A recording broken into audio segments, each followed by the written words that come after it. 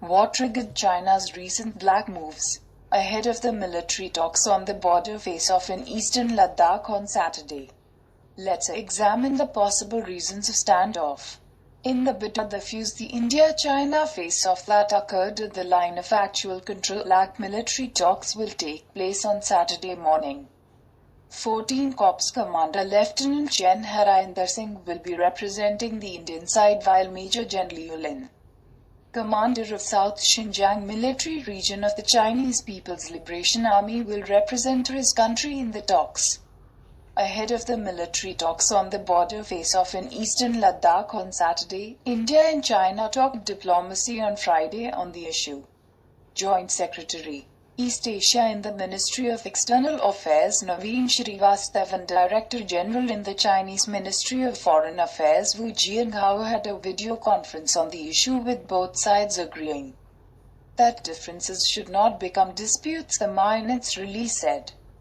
Both sides also agreed that in accordance with the guidance provided by the leadership, the two sides should handle their differences through peaceful discussion, bearing in mind the importance of respecting each other's sensitivities, concerns and aspirations, and not allow them to become disputes. Recalling the consensus reached by the Indian and the Chinese leadership in the two informal summits, Wuhan and the Chennai Connect, Ma said that peaceful, stable and balanced relations between India and China will be a positive factor for stability in the current global situation.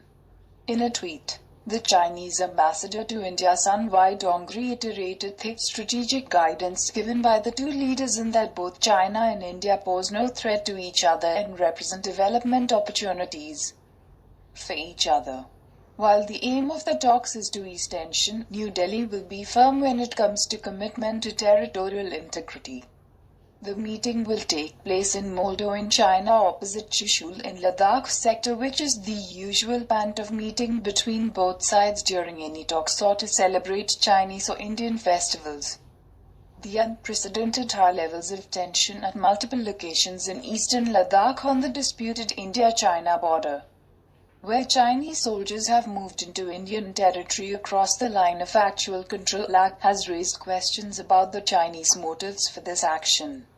China's actions are hard to decipher, especially in the absence of any authoritative statements from Beijing. The simplest explanation perhaps is that China is responding to India's efforts to bolster border area infrastructure in Ladakh after the completion of the DSDBO road.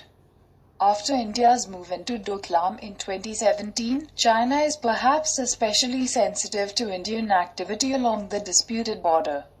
Around Galwan, in particular, China may be seeking to preempt an Indian effort to improve its links to the LAC, he added.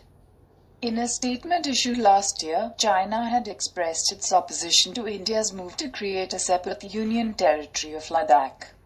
There are some major changes from the earlier pattern of what we have witnessed with regard to the Chinese behavior on the border. 1. They have reportedly come in large numbers into a new area, Galwan River Valley, which had not been contentious in terms of the alignment of the LAC. 2. They are staying put, dug down and intense, and not just as a short-term patrol. 3. These incursions are happening in multiple locations. And 4. They have become more assertive and aggressive in their behavior, he said.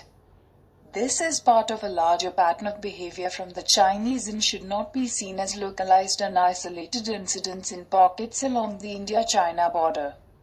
It is reflective of increased Chinese assertiveness. It is possible that similar orders have been passed on to the military commanders as well, both along the India-China border and in the South China Sea, to be more assertive. The broader context is the need for China to show strength amid the pandemic that originated in Wuhan, which has harmed the Chinese economy and worsened relations with many countries, said Fraval. This is a view which Kantha also shares. The activation of border areas by China could also be part of its pressure tactics and its desire to gain leverage vis-a-vis India with regard to issues in bilateral relations and matters like COVID and WHO. In a major development, India, Australia elevate ties to comprehensive strategic partnership. Modi said they were now being challenged, a possible allusion to China's attempts to influence systems and institutions to play along with its interests in the US walking out of the World Health Organization (WHO). In this context, building strong India-Australia ties were important to strengthen these values for the future, Modi said. Strong India-Australia partnership was also important for stability in the Indo-Pacific region.